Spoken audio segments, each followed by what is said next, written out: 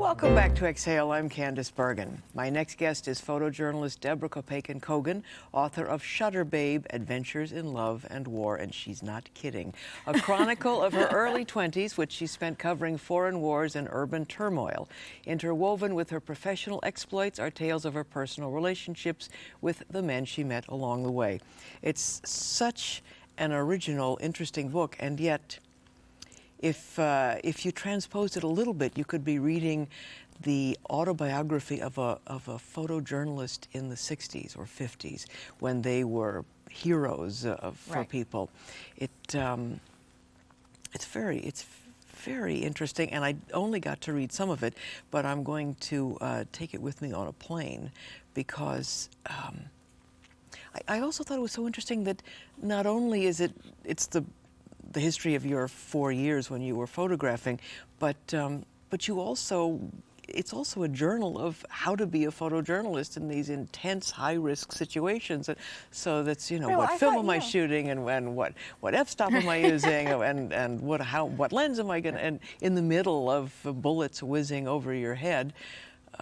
Because that's the reality of the situation. You are in the middle of a war, and yet you have to know what f-stop do I need to use. You know, a lot of photojournalism is the stuff that happens on the side. And I sort of wanted to show, I mean, this is a little world that I was in for 4 years, not a very long time, but it's a microcosm that not many people know about. No, and also it's a profession that's sort of exists in a kind of elite zone because magazines have been so diminished by television journalism. Did you fall in love with photography when you were at Harvard? Yeah, I mean, I was doing filmmaking, actually, and I had to take photography as another lab course, and my photography professor pulled me aside one day and he said, "You are good at this, you should do this." I said, "Oh, no, I'm going into filmmaking." And he asked to see my films, and he came back and he said, "You know what, I would stick with photography." Do you think he was right? Yeah, he was right. I had, you know, I felt like photography was easy and filmmaking was hard. I had a knack for it, and I actually, once I really got into it, I really loved it, and I loved that you could be alone. I know with filmmaking you have to have the crews and everybody around you. With photography, you put a camera around your neck, and you are a free agent. You can go wherever you want. It's like a transformative phone booth. When you were shooting at Harvard, for I suppose it was for your courses, who did you first start photographing?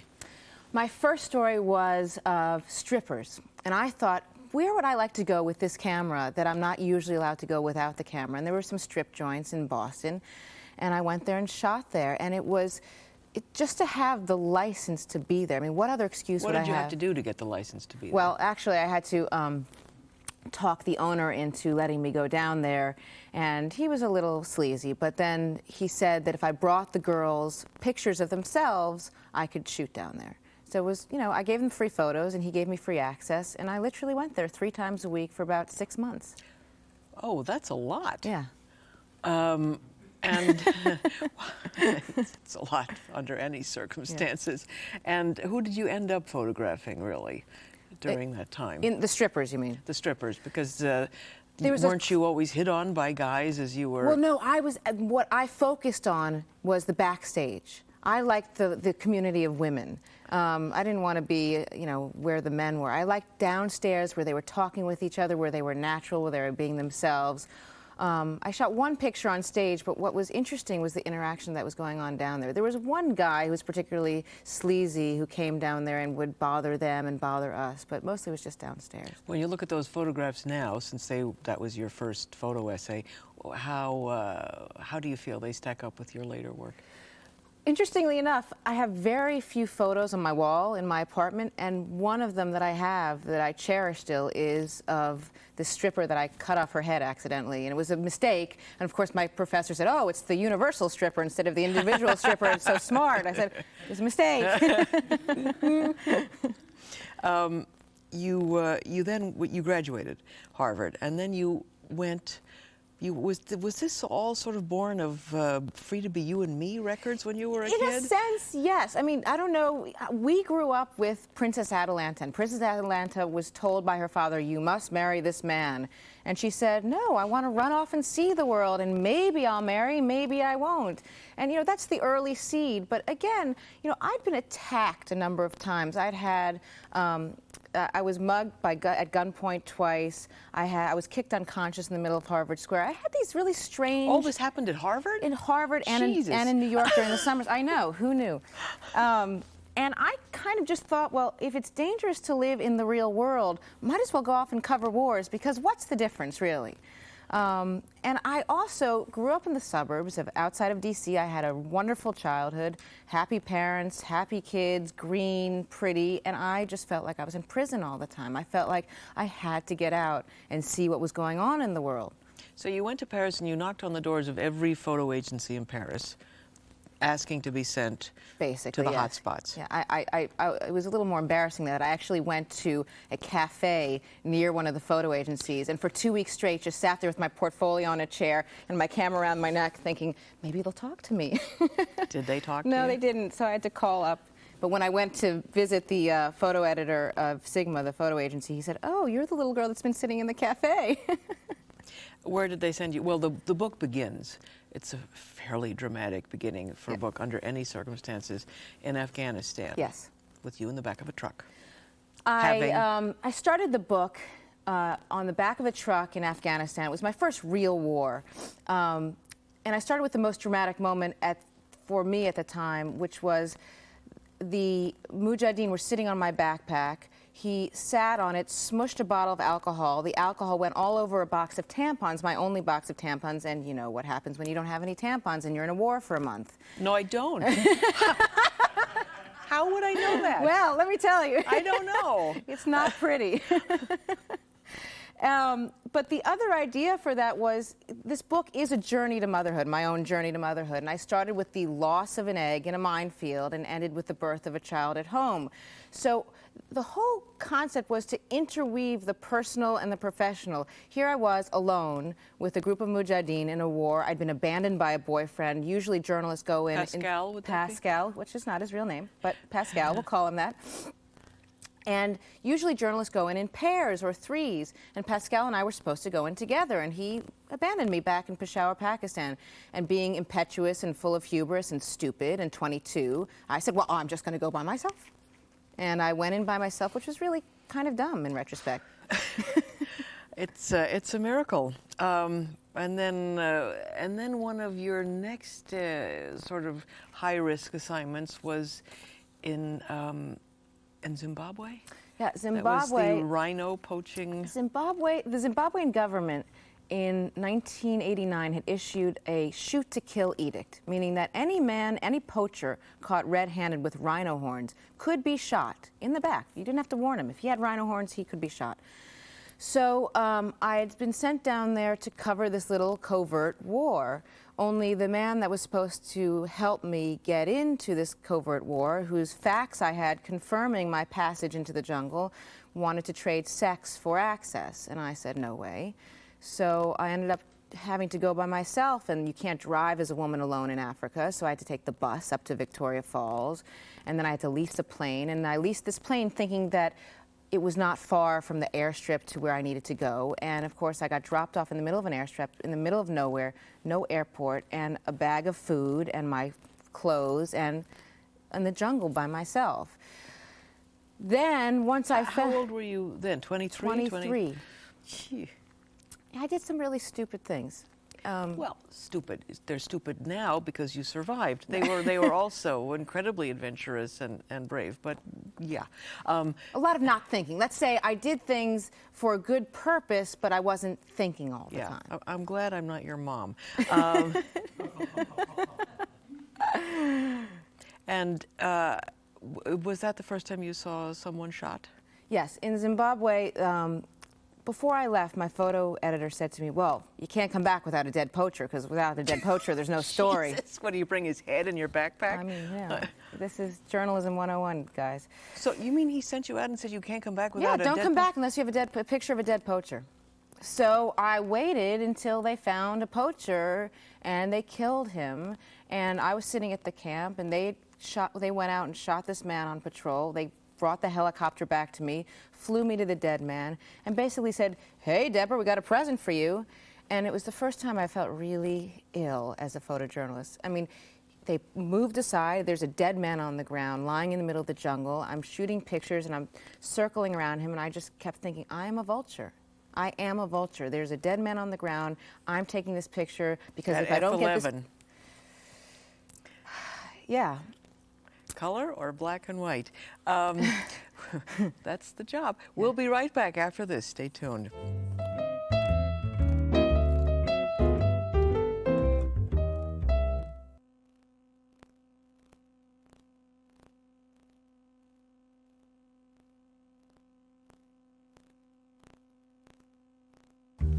Welcome back to Exhale. I'm Candice Bergen. I'm talking with Deborah Copaken, author of Shutterbabe. You chose, unconventional chapter headings. Each chapter is named after a guy with whom you had a relationship.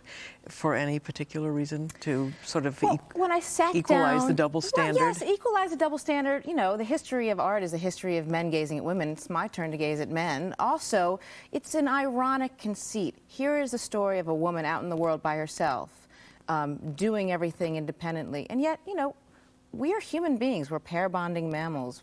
Our lives, our love lives, our careers are all intermixed. And when I sat down to write the story, I realized that in every war that I covered, there was some sort of relationship going on in my life. I was a young girl doing this, and I was making my way to love, if you want. And again, it's a journey to motherhood. And we all know in our journeys to motherhood, there were men along the way. You put yourself out there in the parts that I read in certain times that were absolutely harrowing to read about, and it's very uncomfortable. I mean, it's the physical risk, the emotional sort of assault, and is it Daru? Doru, and the chapter named Doru, which starts with a very sort of lively and very light-hearted story. It then descends into the hell. Into hell. It's were you partly responsible for exposing the Romanian orphanages? I think so. I mean, again, I was in Bucharest covering these stories, and what happened is the entire Foreign Press Corps descended upon Bucharest right after Ceausescu died. There were demos, there were miners striking, there was all sorts of chaos going on. And Doru, my Romanian boyfriend, and I said, you know, we're never going to sell any pictures because there's just too many photographers here. There's a whole country full of post-communist ruins. Let's go see it. And he'd heard of these orphanages. He'd grown up in Romania. And he said, you know, I've heard about these horrible places. Let's go see if we can find them. And we came across this hospital for unrecoverables in Vulturești. We walked in. There's urine on the floor. There's there's beds without any mattresses. There's a dead boy in a shower room. It was the most horrific thing I'd ever seen in my life. And I came back. Of course, we shot photos. It was the first time in my career as a photojournalist I thought, oh my God, this is a story that needs exposing. And I brought the film back to Bucharest, got it on a plane, sent it to Paris, and a week went by, and nothing. I heard nothing from my agency. I said, what are you doing with these pictures? This is a story. These are kids that are being abused. And my agency said, oh, well, you know, the whole world's falling apart. The Iron Curtain's fallen down. Everything's going on in the world. I said, yes, but these orphans. And they said, oh, well, you know, we can't pay attention to these orphans right now. So I stepped back for a second. I said, okay. And I handed 20 rolls of black and white film to a very famous war photographer who had great ties with the New York Times Magazine. And I handed him directions to the orphanage. I said, go. You go and do the story. Because at that point, it didn't really matter about my career or anybody's career. It really mattered about those orphans. And, you know, Jim got the film. He shot the photos. He did a beautiful job. His pictures appeared in the New York Times Magazine, and I think, I wasn't living in the States at the time, but I think that was the first inkling that we had of what was going on there. And then, of course, all the TV shows went and did their stories. And when I went back to that orphanage a month later, they had mattresses. It wasn't the prettiest place in the world, but aid had come in there. How do you live with those images in the years that follow? I dream about them. You know, war is bad, man fighting man is bad, death is bad, but the offense against children is incomprehensible. It is beyond understanding. And when you think about the horrors inflicted on these children, I mean, maybe it was one of the reasons I had kids early. I just wanted to have kids almost as a recompense from what I saw. Which brings me to sort of the end of your career as a photojournalist, which happened because you found a higher calling, which was that you fell in love and you had the instinct to have children. Yeah, and what's one of the other interesting criticisms is, you know, how could she leave this career behind and become a full-time mom? Well, I haven't become a full-time mom. I did TV journalism for 6 years, and then I actually wrote this book, because books don't get written by little elves. So, you know, being a mother is not selling out. Becoming a mother is something that I'm very proud of, but it's not the only thing I am, and it's not the only thing I do. But to denigrate motherhood is to denigrate the future of humanity in a way. It's just so strange, the reactions of this book. What was it like coming back to your life on the West Side in New York after being in places that you covered? I feel like I have an appreciation for the beauty of the mundane. I mean, any parent knows you walk into your kid's room at night when they're sleeping and you feel like weeping. I mean, it's just so beautiful. I find beauty in life every day, and I am glad to be alive, and maybe it's all those brushes with death, who knows. But, you know, I find my sort of boring bourgeois or semi-bourgeois existence incredibly fulfilling. A very nice note to go out. Stay where you are. We'll be right back.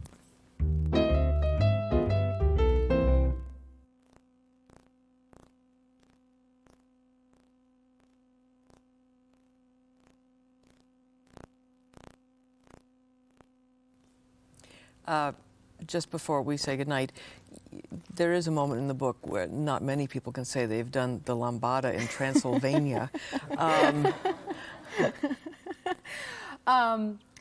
When I first arrived in Romania, we were driving from a place called Târgu Mureș down to Bucharest, and we stopped in this little mountain hideaway called Pitești. And when we got there, everybody was dancing the lambada.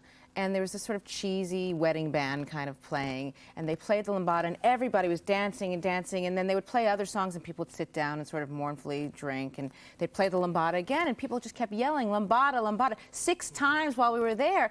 And I said to Doru, my boyfriend, I said, what's going on? Why are they loving the lambada so much? He said, well, Ceausescu's dead, and we're free. So the lambada was for them freedom. And it was just, you know, an incredibly moving moment just to see these people so happy. It had been a few weeks since Ceausescu had died. And for them, that was the song. That was the theme. I'm going to have a hard time listening to the lambada differently, but with that in mind, thank you so much for being with us tonight. And thanks to my guest, Steve Shapiro, whose new collection of photographs is called Steve Shapiro, American Edge. Deborah Copaken Kogan's new book is Shutterbabe, Adventures in Love and War. Thanks so much. Don't forget to visit us at Oxygen Online. And thanks for watching. Diana 2NS, whatever. Good night.